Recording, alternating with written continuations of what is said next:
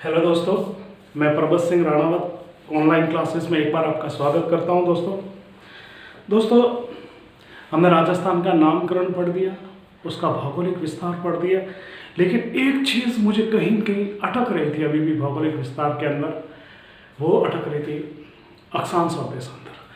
दोस्तों आज अक्षांश, देशांतर, ग्रीनविच और अंतर्राष्ट्रीय मानक जो मानक तिथि रेखा, उससे कैसे प्रश्न बनते हैं, आज उनसे कभी न कभी आरएस में, रीट में, किसी भी बड़े लेवल पर कभी एक आध प्रश्न पूछा जाता है।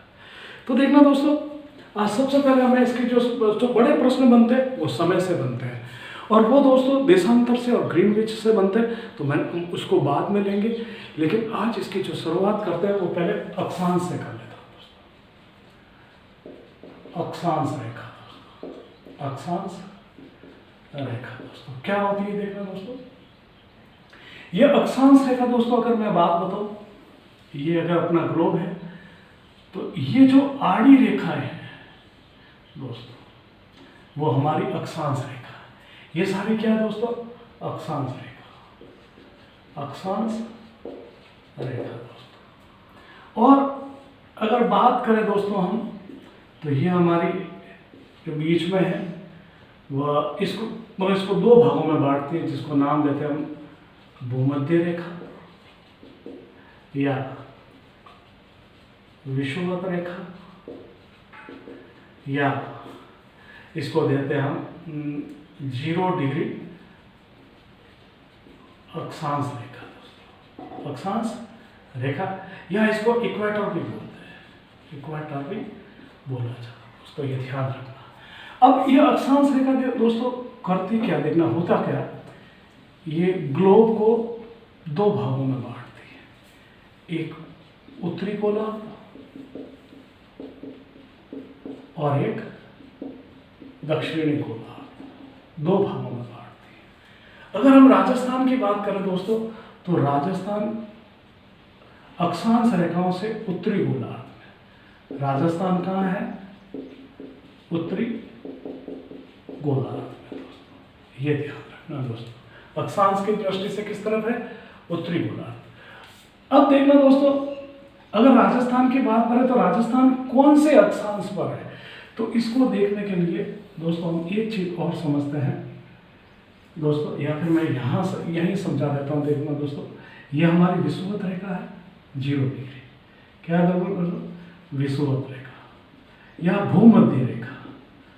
भूमध्य क्यों कहते हैं? ये पूरे भूभाग को, पूरी पृथ्वी को दो भागों में भूमध्य 0 डिग्री अक्षांश। इसके इस तरफ दोस्तों 90 रेखा, 90 लाइनें। इसके इस तरफ दोस्तों कितनी है? 90 रेखा। अगर हम ये कह सकते हैं कि अक्षांश कितने हैं दोस्तों, अक्षांश कितने, तो 90 ये और 90 ये, तो कितने हो गए दोस्तों? 180 प्लस दोस्तों ये कौन सी है? तो एक अक्षांश, तो हमारे अक्षांश कितने हैं? वो 180। अगर आपको पूछा जाए अक्षांश रेखा कितनी है, तब दोस्तों हो जाएगी 181 अक्षांश रेखा। वैसे अक्षांश 181 कर दो दोस्तों, क्योंकि ये जो दोनों रेखा नहीं है 90 डिग्री वाले, उत्तरी ध्रुव दक्षिण, ये केवल दो बिंदु है, तो 181 माइनस 2 179 रेखा है दोस्तों, ये ध्यान रखना। एक प्रश्न और पूछा जा सकता है दोस्तों, ये जो अक्षांश है हमारे क्या काम आते हैं दोस्तों? दूरी ज्ञात करने के लिए। अक्षांश क्या काम आते हैं दोस्तों? दूरी ज्ञात करने के लिए। अगर आपको पूछा जाए कि सबसे लंबी हमारी अक्षांश रेखा कौन सी है, सबसे लंबी अक्षांश रेखा, तो देखो 0, क्योंकि ये पृथ्वी भूमध्य को दो भागों में बांटती है दोस्तों। ये चलती तो रेगुलर है, देखना, ये देखना, लेकिन जैसे जैसे ऊपर जाएगी तो इसकी लंबाई कम होती जाएगी दोस्तों, ये ध्यान रखना। तो इसकी सर्वाधिक लंबाई कहाँ पर है? विषुवत पर। कम लंबाई कहाँ है? ध्रुवों पर। ध्रुवों पर कम है दोस्तों, ध्रुवों पर कम है दोस्तों, ये ध्यान रखना। और अगर हम ऐसे माने, अगर एक दृष्टि से माने हम दोस्तों, तो इसके ध्रुवों पर कम हो जाती है। दूसरा देखना, ये कुल बड़ी बड़ी जो अक्षांश रेखा कितनी है तो वो मैं बता देता हूँ। बड़ी बड़ी अक्षांश रेखा है कौन कौन सी, ये देखना, ये विषुवत 23.5 डिग्री, ये 0 डिग्री है दोस्तों, 0 23.5 डिग्री उत्तर के अंदर हमारी क्या हो जाएगी, कर्क रेखा, कर्क रेखा। इसके दक्षिण में ये दक्षिणी गोलार्ध है, तो इसके दक्षिण में क्या हो जाएगी, तो 23.5 डिग्री पर हमारी हो जाएगी मकर रेखा। दोस्तों क्या हो जाएगी, मकर रेखा। अगर हम बात करें दोस्तों 66.5 पर, तो हमारी हो जाएगी आर्कटिक रेखा, आर्कटिक रेखा हो जाएगी, उत्तरी आर्कटिक कह सकते हैं, क्योंकि उत्तरी ध्रुव है, ये दक्षिणी ध्रुव। तो इधर क्या हो जाएगी 66.5 पर आपके हो जाएगी दक्षिणी आर्कटिक रेखा। और ये जो बिंदु है दोस्तों, ये हो जाएगी ध्रुवीय रेखा या ध्रुवीय आप कह सकते हो। ये हो गया दोस्तों। देखना आप गोलार्ध पहले क्या तय करता है, गोलार्ध। तो हम अगर गोलार्ध की दृष्टि से माने तो हम राजस्थान किस उत्तरी गोलार्ध में, अगर इसको उत्तर और दक्षिण करें दोस्तों, देखना ये, तो ये क्या हो गया पश्चिम, ये क्या हो गया दोस्तों पूर्व। तो राजस्थान किन के बीच में हो गया, उत्तर और पूर्व में, उत्तर और पूर्व में। अक्षांश की दृष्टि से दोस्तों ध्यान रखना, अक्षांश की दृष्टि में ये उत्तर और ये पूर्व, उत्तर और पूर्व। अगर एक पूछा जाए किस गोलार्ध में, तो उत्तरी गोलार्ध में। किन दिशाओं के बीच में दोस्तों, तो उत्तरी और पूर्वी गोलार्ध के बीच में। दूसरा दोस्तों, अक्षांश जो रेखा है वो ऋतु परिवर्तन में काम आती है। किस में काम आती है दोस्तों, देखना आप ऋतु परिवर्तन में। मैं एक चीज आपको यहाँ पर और समझा देता हूँ कि ये ऋतु परिवर्तन में किस प्रकार काम करती है और किस प्रकार ऋतु परिवर्तन को लेकर बड़ी चीज हमको बड़ी जानकारी देता है। जैसे दोस्तों मैं पहले एक चीज आपको ये समझा देता हूँ, देखना दोस्तों। ओके, ये उत्तरी गोलार्ध है, ये उत्तर, ये पश्चिम, ये दक्षिण और ये पूर्व। दोस्तों देखना आप ध्यान रखना, यहाँ पर 21 जून उत्तरी गोलार्ध में, यहाँ पर 22 दिसंबर। दोस्तों उत्तरी गोलार्ध में 21 जून को सूर्य, देखना ये कर्क रेखा कहाँ पर होता है, कर्क रेखा पर, और 22 दिसंबर को दक्षिणी गोलार्ध पर कहाँ पर होता है, मकर। तो इनसे बनने वाले जो परिवर्तन है हमको वो देखने। देखना 21 जून को सूर्य सीधा चमकता है, सूर्य सीधा चमकता है, और कहाँ पर चमकता है, हमारे बांसवाड़ा में, बीडी डूंगरपुर बांसवाड़ा में सीधा चमकता है, सीधा चमकता है। तो सूर्य की किरणें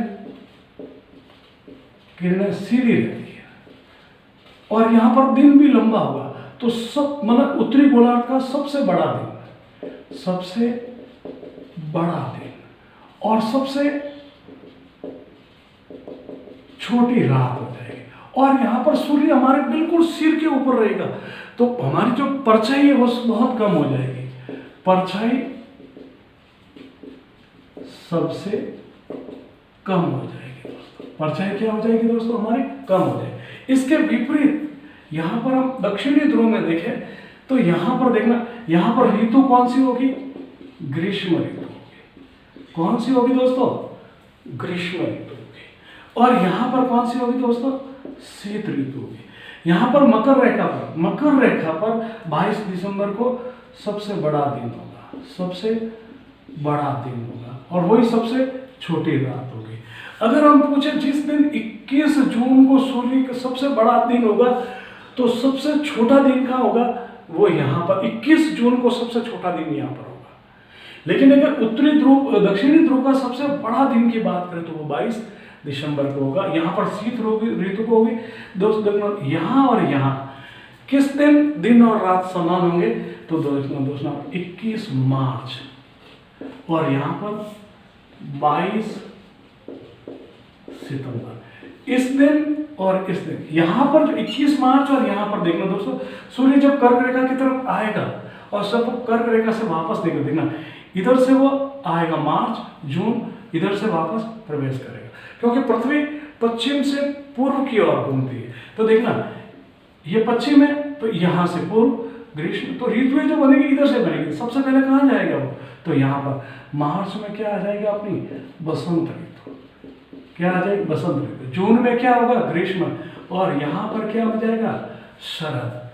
ठीक है दोस्तों। और 22 दिसंबर को यहाँ पर क्या हो जाएगा? शीत। इसके जस्ट ऑपोजिट, जब यहाँ पर सर्दियाँ होती है तो जून में हमारे यहाँ पर गर्मियाँ होती है। और दोस्तों ध्यान रखना, जब हमारे यहाँ पर सर्दियाँ होती है तो यहाँ पर गर्मियाँ होती है। जैसे आप ऑस्ट्रेलिया से इसको बहुत अच्छी तरह से समझ सकते हो। तो दोस्तों ध्यान रखना कि अक्षांश रेखा पर जो सूर्य गमन करता है, मैंने कहा सूर्य अक्षांश रेखा दूरी मापने, जब वो यहाँ पर होता है तो देखना दोस्तों यहाँ तक प्रभावित करता है और मकर रेखा तक प्रभावित। जब वो यहाँ पर होता है तो विषुवत को भी प्रभावित करता है, यहाँ तक वो प्रभावित करता है। और ये चीज, इसका मतलब सूर्य हमेशा वर्ष भर यहाँ अपनी जो है किरणें वो सीधी लंबवत फेंकता है दोस्तों। ओके दोस्तों, एक चीज मैं आपको और बता देता हूँ इसके अंदर ही कि वो कैसे देखना। इसकी यह जब सूर्य जब कर्क और मकर के बीच में दौड़ता है दोस्तों, तो किस प्रकार प्रभावित करता है मौसम को, किस प्रकार मौसम को प्रभावित करता है दोस्त देखना आप। ये 0 विषुवत, ये 23.5 डिग्री कर्क और ये 23.5 डिग्री मकर दोस्तों। इसके और इसके बीच में दोस्तों जो हमेशा मौसम रहेगा वो कैसा रहेगा? उष्णकटिबंधीय। और 23 डिग्री से लगाकर 45 डिग्री तक कैसा रहेगा दोस्तों? उपोष्ण रहेगा। कैसा रहेगा? उपोष्ण रहेगा दोस्तों। इधर भी 45 डिग्री तक कैसा रहेगा? उपोष्ण रहेगा। ओके दोस्तों। लेकिन यहाँ पर 66.5 डिग्री तक ये कैसा रहेगा? शीतोष्ण। और 90 डिग्री के यहाँ अंदर तक रहेगा ये शीत दोस्तों। और यहाँ पर कैसा रहेगा? ध्रुवीय, ध्रुवीय रहेगा दोस्तों। ये ध्यान रखना, सेम पोजिशन है। यहाँ पर देखना, अगर हम पवनों की बात करें तो यहाँ पर जो पवनें चलेगी वो व्यापारिक पवनें चलेगी। और ये दोनों किस तरफ चलेगी? यहाँ भूमध्य रेखा की ओर से चलेगी, झुकी हुई रहेगी कोरिलेशन माप के कारण। लेकिन यहाँ पर देखना 23 डिग्री से ऊपर 66 डिग्री की बात करें तो ये वापस ये पश्चिमी पवनें, मतलब ये पश्चिम से पूर्व की ओर बहनी शुरू हो जाएगी दोस्तों। और यहाँ दक्षिणी ध्रुव में इसकी स्थिति अलग हो जाएगी दोस्तों, ये ध्यान रखना। और ये वापस जैसे ध्रुवीय पवनें हैं, ध्रुवीय पवनें वापस पश्चिमी विक्षोभ भी कहते हैं, तो ये पश्चिम की ओर चलते हैं, जेट स्ट्रीम भी कहते हैं। तो ये सब किसके कारण होता है दोस्तों? अक्षांश रेखा के। अब देखना दोस्तों, बार बार कर्क रेखा है, हमारा राजस्थान से इसका बहुत ज्यादा रिलेशन है। तो इसको समझना आपको कि कर्क रेखा कैसे क्या होती है। देखना आप, मैं आप इसको पूरा समझा देता हूँ। कर्क रेखा हमें राजस्थान की दृष्टि से कर्क रेखा को ही समझना दोस्तों। 23.5 डिग्री पे चलती है उत्तरी ध्रुव पर, उत्तरी गोलार्ध में, उत्तरी गोलार्ध की तरफ दोस्तों। ये भारत के 8 राज्यों से गुजरती है, 8 राज्यों से गुजरती है दोस्तों। कौन कौन से दोस्तों? देखना आप, गुजरात, राजस्थान, MP, छत्तीसगढ़, छत्तीसगढ़ के बाद में झारखंड, झारखंड के बाद में पश्चिमी बंगाल, पश्चिमी बंगाल के बाद में त्रिपुरा, त्रिपुरा के बाद में मिजोरम। अब दोस्तों इससे क्या क्या प्रश्न बनेंगे हमें इस पर ध्यान देना। लेकिन सबसे पहले हम राजस्थान को लेते हैं। राजस्थान में ये 28 किलोमीटर चलती है और वो चलती है बांसवाड़ा और डूंगरपुर। कुल 28 किलोमीटर, तो 21 यहाँ पर और 7 यहाँ पर दोस्तों। बांसवाड़ा जो शहर है, बांसवाड़ा और कुशलगढ़, वो बिल्कुल कर्क रेखा के ऊपर है दोस्तों। अगर हम गुजरात की बात करें और MP की बात करें तो गुजरात की राजधानी गांधीनगर, गांधीनगर और भोपाल दोस्तों। तो ये कर्क रेखा के बिल्कुल नजदीक है। क्या है दोस्तों? नजदीक है। MP की एक बार फिर बात करें तो कर्क रेखा की जो सर्वाधिक लंबाई है, सर्वाधिक जो लंबाई है वह MP में दोस्तों। छत्तीसगढ़ वही इसकी अंदर से गुजरता, रायपुर। झारखंड की एक अच्छा प्रश्न बनता, इसकी जो राजधानी है रांची, महेंद्र सिंह धोनी, याद रखना यह राजधानी बिल्कुल कर्क रेखा के ऊपर है। कि कौन सी राजधानी कर्क रेखा के ऊपर है दोस्तों? तो वह है रांची। दोस्तों ये ध्यान रखना, पश्चिमी बंगाल, त्रिपुरा और मिजोरम से होकर ये बाहर निकल जाती है दोस्तों। तो इससे जो बनने वाले जो राजस्थान कर्क रेखा से जो बनने वाले प्रश्न और राजस्थान से गुजरती है, तो इसका ये प्रश्न आप ध्यान रखना दोस्तों। तो ये थे हमारे अक्षांश रेखा से और अक्षांश रेखा से बनने वाले प्रश्न। अक्षांश की दृष्टि से वो राजस्थान में कहाँ पर है, कैसे है दोस्तों। अब दोस्तों हम पढ़ते हैं, देखना दोस्तों एक चीज और बता देता हूँ कि अक्षांश रेखा के बीच की जो दूरी है दोस्तों वो 111 किलोमीटर है। दोस्तों ध्यान रखना, कुछ अंदर की चीजें और बता देता हूँ कि इसकी जो विषुवत पर दूरी है, विषुवत पर जैसे दो अक्षांशों के बीच में दूरी है वह 110 किलोमीटर, लेकिन ध्रुवों पर पृथ्वी सपाट नहीं है, गोल है, और इस कारण यहाँ पर इसकी दूरी 111.7 किलोमीटर। तो ध्रुवों पर इसके बीच में दूरी अधिक है, विषुवत पर कम है, लेकिन विषुवत पर ये इसकी लंबाई ज्यादा है और ध्रुवों पर कम है दोस्तों। और इसके बीच की जो दो अक्षांशों के बीच की जो दूरी है इसको कोर कहा गया दोस्तों। क्या कहा गया दोस्तों, कोर कहा गया। इन चीजों को आप थोड़ा सा और ध्यान रखना और अंदर से पूछ ले तो इन पर थोड़ा फोकस करना दोस्तों। अब आते हैं दोस्तों जिनसे सबसे ज्यादा प्रश्न बनते हैं दोस्तों और बहुत मजेदार प्रश्न भी बनता है, देशांतर, ग्रीनविच और अंतरराष्ट्रीय तिथि रेखा। देशांतर की दृष्टि से सबसे पहले हमें बता देता हूं, देखना दोस्तों ये उत्तर से दक्षिण की ओर खींची जाने वाली रेखा। दूसरी दोस्तों ये काल्पनिक है, काल्पनिक रेखा दोस्तों। ओके दोस्तों, कैसी है, खींची हुई नहीं है पृथ्वी पर, काल्पनिक है और उत्तर से दक्षिण की ओर खींचेगी गई, तो वो पश्चिम से पूर्व की ओर खींचेगी गई। कौन सी दोस्तों, अक्षांश रेखा दोस्तों। ओके दोस्तों, इनकी जो संख्या है दोस्तों ये है 360 दोस्तों। कितनी संख्या दोस्तों, 360। इनके बीच में जो दूरी है उनको गौर कहा गया। क्या कहा गया, गौर।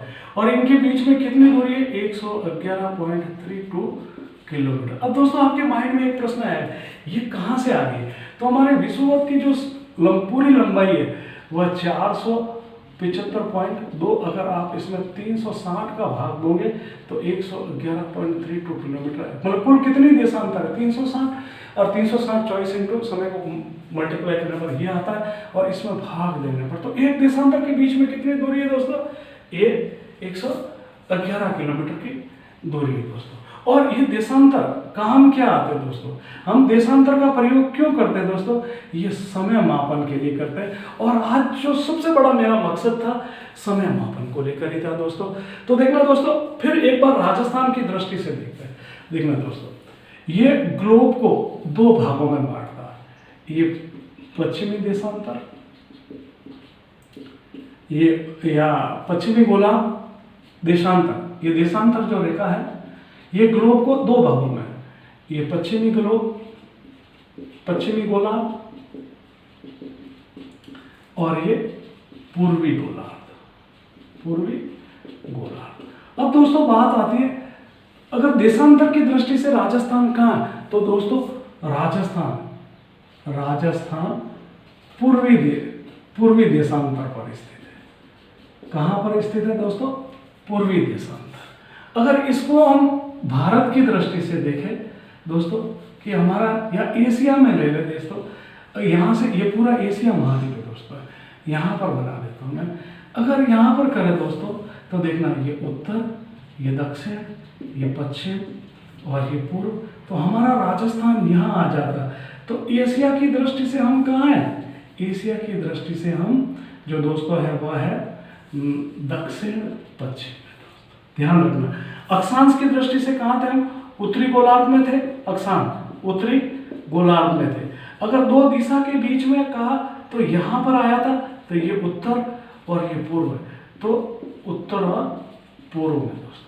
अगर हम इंडिया की दृष्टि से करें दोस्तों, अगर हम इंडिया की दृष्टि से इसको हम मापन करें कि भारत की दृष्टि से ये कहाँ पर है दोस्तों, मैं आपको एक थोड़ा सा समझाने के लिए कर रहा हूँ। ये राजस्थान है, ये उत्तर दक्षिण, ये पश्चिम है और ये उत्तर। भारत की दृष्टि से अब राजस्थान की लोकेशन यहाँ आ गई, तो हम कहाँ आ गए, उत्तर और पश्चिम।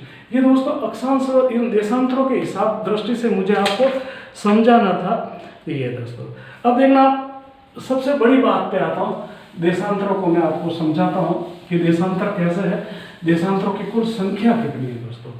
देशांतरों की संख्या देखना, देशांतरों की जो संख्या है वह है 360। दोस्तों ये कैसे हमारी ग्रीनविच रेखा, इसको हम ग्रीनविच रेखा कहते हैं, ग्रीनविच रेखा कहते हैं, या इसको प्रधान रेखा कहते हैं, प्रधान रेखा, या प्रधान याम्योत्तर रेखा कहते हैं, याम्योत्तर रेखा कहते हैं, या 0 डिग्री देशांतर कहते हैं। ये देखा, इसके इस तरफ कितनी है 180 है, और इसके एक इस तरफ कितनी है 180 डिग्री दोस्तों। अब ये लंदन का ग्रीनविच शहर है ना दोस्तों, यहाँ से हमारे इस देशांतर से हमारा समय का निर्धारण किया गया। दोस्तों ये कहाँ से गुजरती देख लो, ये लंदन आ गया, ये स्पेन आ गया, ये फ्रांस आ गया, ये अल्जीरिया आ गया, ये गिनी आ गया, फिर अफ्रीका से होकर ये बाहर निकल जाता है। तो ये मैंने आपको बड़े बड़े रूप में बताया।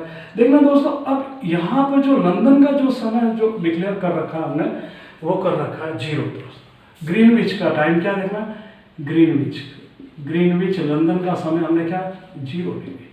अब दोस्तों हम पूर्व की तरफ जाते हैं, पूर्व की तरफ, और ये क्या हो गया पश्चिम। अगर नक्शे में देखें दोस्तों तो ये पश्चिम और ये पूर्व, बस वही समझा रहा हूं मैं आपको। तो ये पूर्व है और ये पश्चिम है दोस्तों। यहां पर हमारा टाइम क्या आ जाएगा PM यानी पास्ट मेरिडियन, और इसका AM, मतलब यहां इधर जाएंगे हम तो समय बढ़ाएंगे और इधर आएंगे तो समय हम घटाएंगे दोस्तों। तो देखना यहां पर क्या था दोस्तों AM यानी एंटी मेरिडियन। यहाँ पर ये ध्यान रखना, इधर जाएंगे तो समय को प्लस करेंगे और ग्रीनविच के इस तरफ आएंगे तो समय को हम माइनस करेंगे दोस्तों। तो ये था दोस्तों ग्रीनविच को समझने का सबसे बड़ा प्रश्न दोस्तों। ओके दोस्तों, ग्रीनविच के इस देशांतर के बीच की मैंने, अब देखना दोस्तों जो सबसे बड़ी बात आती है वो मैं आपको बताने जा रहा हूँ कि इससे प्रश्न कैसे बनता है और इसका प्रश्नों को हम निकालेंगे कैसे, इसको समझना। आज सबसे बड़ा जो इस अक्षांश देशांतर को फिर अलग से लेके आया, इसके पीछे मकसद यही था मेरा कि समय कैसे ज्ञात करना। तो देखना समय ज्ञात करने के लिए दोस्तों मैं 2-3 चीजें आपको बता देता हूँ। जैसे 360 डिग्री दोस्तों, 360 डिग्री दोस्तों, ये कितने 360 डिग्री है, तो 360 डिग्री मतलब 24 घंटे में जाता है। 360 डिग्री कितने में घूमता है दोस्तों, 24 घंटे में घूम जाता है, 24 घंटे में। तो अगर हमको निकालना है कि एक दिन में ये कितना घूमे, एक दिन में तो आ गया दोस्तों, अगर हम निकालते हैं कि ये कितने समय में घूमेगा, अगर हम एक बात करें 1 घंटे के अंदर ही बात करें हम, तो दोस्तों देखना 24 घंटे में 360 डिग्री, 1 घंटे में कितना घूमेगा दोस्तों, वो आ जाएगा दोस्तों 24, ये घूमेगा 15 डिग्री। तो दोस्तों 360 डिग्री घूमने में इसको कितना समय लग रहा है, 24 घंटे। और इसको 15 इसको मतलब बात करें तो जो ये है इसका एक घंटा घूमने के लिए कितना, 1 घंटे में वो कितना घूमेगी, तो 15 डिग्री दोस्तों। हम बात करें देखना 24 घंटे में कितना घूम रहा है दोस्तों, ये 360 डिग्री कितने में घूम रहा है, 360 डिग्री कितने में घूम रहा है दोस्तों, 24 में। अगर इसका हम आधा करें 180 डिग्री कितने में घूमेगा, 12। 90 डिग्री कितने में घूमेगा दोस्तों, 6 घंटे में। ये घंटे है दोस्तों, ये घंटे है, ठीक है ना। अगर इसको हम करें कि ये 15 डिग्री कितने में घूमेगा दोस्तों, तो ये 1 घंटे में। और अगर ये 1 डिग्री कितने में घूमेगा दोस्तों, तो 4 मिनट में दोस्तों। ये ध्यान रखना। अब ये कैसे निकालते हैं तो मैं आपको बता देता हूँ, बहुत सिंपल इसका प्रोसेस है। डिग्री देना, डिग्री इंटू 4 बटा समय ले लीजिए। तो डिग्री कितनी है दोस्तों, जैसे डिग्री 360 ले लो आप, 360 इंटू 4, समय कितना है 24। तो आप इसको काट लो, समय आ जाएगा। समय कैसे आ जाएगा दोस्तों मैं बता, 360 इंटू नहीं, समय यहाँ पर 60 लिखना पड़ेगा, समय गलत लिख दिया था, 1 से 1, तो ये 6 36 और ये 24। तो ये दोस्तों कितने में घूम रहा है, 24 घंटे में। अगर 180 डिग्री घुमाना इंटू 4 बटा 60, 0 से 0, और ये कितने हो गए 3 बार कितने होंगे 180 डिग्री, ये 12 घंटे में घूमेंगे। ठीक है, ऐसा ही अगर आपको 90 घुमाना, 90 × 4/7 ये घूम गया दोस्तों। इसको काट लो 2 बार, ये 3 बार और ये 2 बार, तो ये कितना आ गया 6 बार। बस ये इस प्रकार का समय। तो अब दोस्तों इसकी हम बात करते हैं समय की दोस्तों, कि इस पर समय कैसे निकालेंगे। तो इस समय को सबसे पहले दोस्तों आगे और पीछे हम दोनों तरह से समय निकालेंगे। तो सबसे पहले मैं देखना दोस्तों, अगर लंदन 0 डिग्री देशांतर पर स्थित है और वहां पर 7 बज रहे हैं, और माना हमारा जो जैसलमेर या चलो जयपुर है दोस्तों, जयपुर हमारा 75 डिग्री पर स्थित, 75 डिग्री देशांतर पर स्थित है। तो दोस्तों कैसे निकालना, हमेशा क्या करना, दोनों देशांतरों को माइनस करना और इसकी एक संख्या निकालने के, वास्तव में इसके और इसके बीच में कितने देशांतर का अंतर है। तो 75 - 0 बराबर कितने आ गए 75। 75 कितने आ गए दोस्तों देशांतर। तो दो देशांतरों के बीच में दूरी कितनी है 111.32। इस दो देशांतर के बीच में दूरी इतनी थी, इनको एक जगह से दूसरी 1 डिग्री पार करने, ये 1 डिग्री आ गई। तो 1 डिग्री मैंने आपको कितना बताया, 1 डिग्री को पार करने में 4 मिनट लगता है, तो ये 4 मिनट। तो 75 × 4, इसको मल्टीप्लाई करो दोस्तों, कितना हो गया, ये 20 और 28 3। तो दोस्तों इसमें 6 का भाग दो, कितने हो गए 5। अगर यहां पर दोस्तों 7 बज रही थी, तो इस समय जयपुर में क्या समय हो रहा, जयपुर में क्या समय अब ध्यान रखना, मैंने आपको कहा था कि इस तरफ ग्रीनविच के या देशांतर के इस तरफ आने पर समय बढ़ाना, पूर्व की तरफ समय बढ़ाना और पश्चिम की तरफ समय घटाना। तो देखना दोस्तों, हम जयपुर से, हम राजस्थान किस तरफ है, पूर्वी देशांतर पर है, तो उत्तर कितना है, यहाँ पर क्या बज रहा था, यहाँ पर सुबह के 7 बज रहे थे, क्या बज रहे थे 7। अब इधर प्लस करना, हमारा उत्तर क्या है 5, तो 7 + 5 बराबर कितना आ गया 12। मतलब दोपहर के क्या कितने बज रहे थे 12 बज रहे थे दोस्तों, ये ध्यान रखना दोस्तों। अब हम कुछ करते हैं दोस्तों, आगे पीछे के बाद प्रश्न, हम इंडिया के कुछ उदाहरण लेते हैं दोस्तों, ठीक है। जैसे पटना में सूर्योदय हुआ 7 बजे, कितने बजे दोस्तों 7 बजे। और पटना कितने देशांतर पर स्थित है दोस्तों, वो 80 डिग्री पूर्वी देशांतर पर स्थित है। अब अपन अपना कोई भी एक उदाहरण राजस्थान का ले लो दोस्तों, नागौर का ले लो। नागौर 72 डिग्री पूर्वी देशांतर पर स्थित है, कितने डिग्री पर स्थित है 72 पूर्वी डिग्री पर स्थान है। तो नागौर में सूर्योदय कब होगा, सूर्योदय कितने बजे होगा दोस्तों, बस सेम आपको कैसे करना। यहाँ पटना का समय दे रखा है, सुबह 7 बजे सूर्योदय हुआ, तो नागौर में तो दोस्तों 80 - 72, सबसे पहले दो देशांतरों के बीच की दूरी कम करनी है, मतलब कितने देशांतर के बीच में, तो कितने हो गए दोस्तों 8। कितने हो गए दोस्तों 8 देशांतर हो गए। तो एक देशांतर को पार करने में समय 4 मिनट, तो 32 मिनट। अब दोस्तों ध्यान रखना, पटना पूर्व की तरफ है, पटना किस तरफ है दोस्तों, यहाँ पर ये पटना में सूर्योदय कितने बजे हुआ है 7 बजे सुबह के। अब नागौर किस तरफ है दोस्तों, पटना से तो पश्चिम की तरफ है दोस्तों, ठीक है ना। तो पटना में इस तरफ हुआ, तो नागौर में कितने बजे, नागौर तो बाद में आएगा दोस्तों, ओके।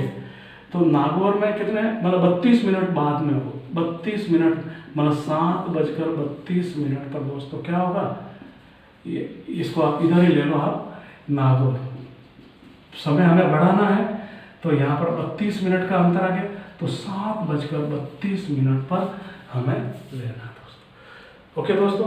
अब मैं एक दो उदाहरण और लेता हूँ दोस्तों, ओके दोस्तों।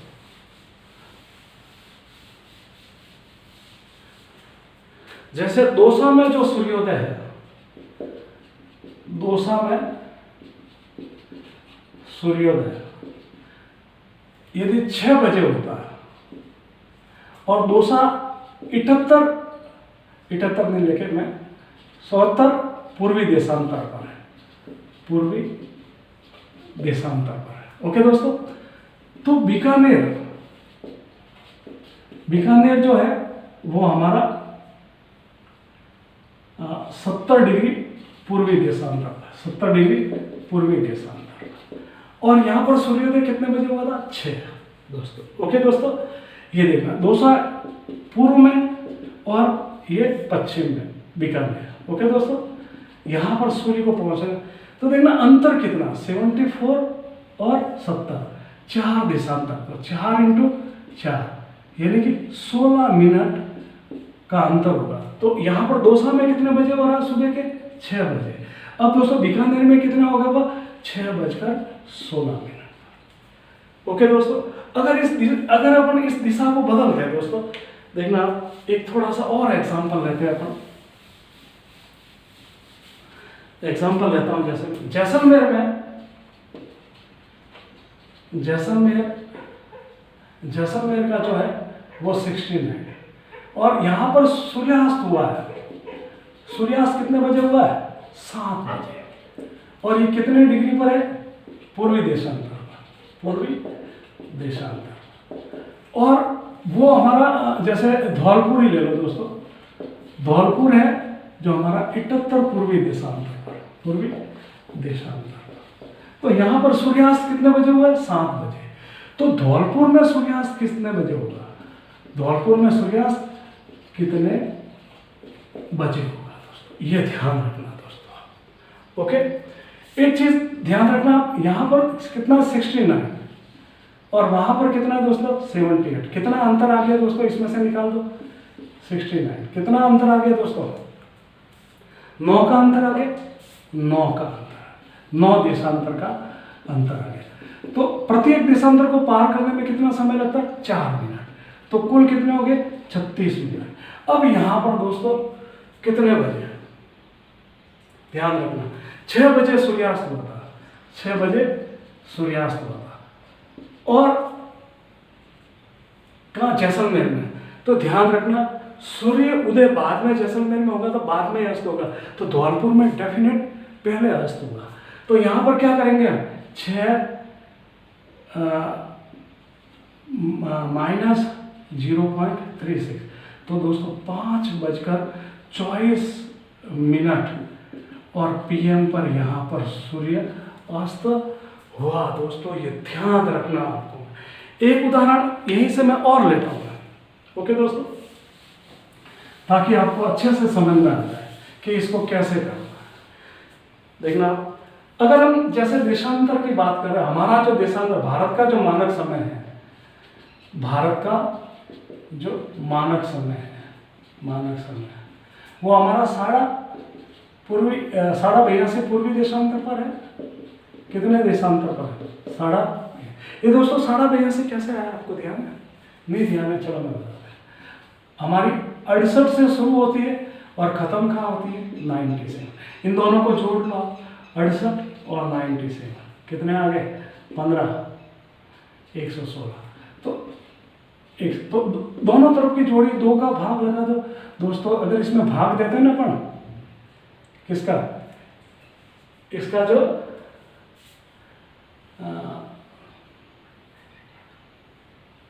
ओके दोस्तों, भाग दे दो तो कितना हो गया? 82.5। और इसको हम कैसे लिखते हैं? 7। अब ये भारत का जो भारत का जो मानक समय रेखा है, ये कहाँ से गुजरती है दोस्तों? यूपी के बाद में एमपी के बाद में छत्तीसगढ़ के बाद में ये जाता है अपना उड़ीसा, और उड़ीसा से ये आंध्र प्रदेश होकर भारत के 5 राज्यों से गुजरता है दोस्तों। अब मैं बता देता हूँ, यदि हमारा इलाहाबाद का समय है, यदि इलाहाबाद में इस समय कितना समय हो रहा है दोस्तों? मान लिया सुबह के 5 बजे, और अगर बीजिंग है दोस्तों, वहां पर बीजिंग माना कि 100 82.5 डिग्री पर है, तो 182 पे कौन है, 82, हमारा कितना है, 12.5, तो दोनों में अंतर कितना आ गया दोस्तों, करीब करीब 100 का अंतर आ रहा है। तो समय कितना हो जाएगा दोस्तों, कुल कितने देशांतर, मतलब अंतर जो आ रहा है, कितने देशांतर का अंतर आ रहा है, 4, तो यहाँ 40 घंटे के करीब अंतर आ जाएगा। या थोड़ा यहाँ पर सही नहीं है दोस्तों, ध्यान रखना, यहाँ पर सुबह होगा तो यहाँ का जो समय आएगा वो PM में आएगा दोस्तों, क्योंकि अंतर बढ़ जाएगा, हमें और इसकी तरफ पूर्व में जाना है दोस्तों। तो ये था आपको समय निकलना दोस्तों। एक चीज़ मैं आपको इसमें और बता देता हूँ कि अंतर्राष्ट्रीय तिथि रेखा दोस्तों, आप देखना, ग्रीनविच हो गई, ग्रीनविच के किस तरफ हमें जाना है, देखना अंतर्राष्ट्रीय तिथि रेखा, अंतर्राष्ट्रीय तिथि रेखा दोस्तों, इसका निर्धारण 1984 में वाशिंगटन सभा में किया गया था, वाशिंगटन सभा, और समय का निर्धारण करने के लिए, पूरे विश्व के समय को एक करने के लिए, तो 24 GMT में, ग्रीनविच मीन टाइम में पूरे विश्व को बांटा गया। भारत में भी अगर देखें तो समय 8 के GMT हमारे भारत के अंदर भी आते हैं, लेकिन हमने तो जो है नैनी, इलाहाबाद, फिरोजपुर के अंदर इसको हमने सही निर्धारण कर रखा है। अब बात आती है दोस्तों, देखना ये जो है, देखना ये टेढ़ी मेढ़ी है दोस्तों, ये पहले इधर आएगा फिर इधर जाएगा, इसको मिलाने के लिए, समय को मिलाने के लिए इसको टेढ़ा मेढ़ा, ये 180 डिग्री। लेकिन अगर आप इसको बता दिया कि ये कहाँ से, आखिर में कहाँ से कहाँ तक फैली हुई है दोस्तों, तो ये 169 से इधर पश्चिम में और 169 पूर्व में। ऐसा क्यों है दोस्तों, क्योंकि यहाँ के कुछ द्वीप जो एशिया के हैं, खुद अमेरिका है, इन टापुओं को मिलान करने के लिए 2 बार हमने टेढ़ा मेढ़ा किया ये दोस्तों। अब एक चीज़ ध्यान रखना, यहाँ पर हमेशा क्या रहती है, ध्यान रखना, जब 90 डिग्री पूर्व में सूर्य होता, तो यहाँ पर देखना हमेशा पश्चिम में, 90 डिग्री पश्चिम में जब सूर्योदय होता है, यहाँ सूर्योदय होता है, तो यहाँ पर हमेशा मध्य रात्रि होती है। यहाँ पर जब सूर्य अस्त होता तो यहाँ पर भी मध्य रात्रि होती है। तो यहाँ पर हमेशा अक्सर क्या रहती है दोस्तों, मध्य रात्रि रहती है, मध्य रात्रि रहती है ये। और हमारा पूर्वी देशांतर का अंतिम देश कौन सा, जिसको सूर्योदय देश कहता है, मतलब अंतिम किस जगह पर हमने देशांतर को तय कर रखा, तो वह देश तो जापान है, इसीलिए उसको सूर्योदय का देश कहते हैं। एक चीज ध्यान रखना दोस्तों, अब ये देखना, ये क्या आ गया पूर्व, ये क्या आ गया दोस्तों पश्चिम।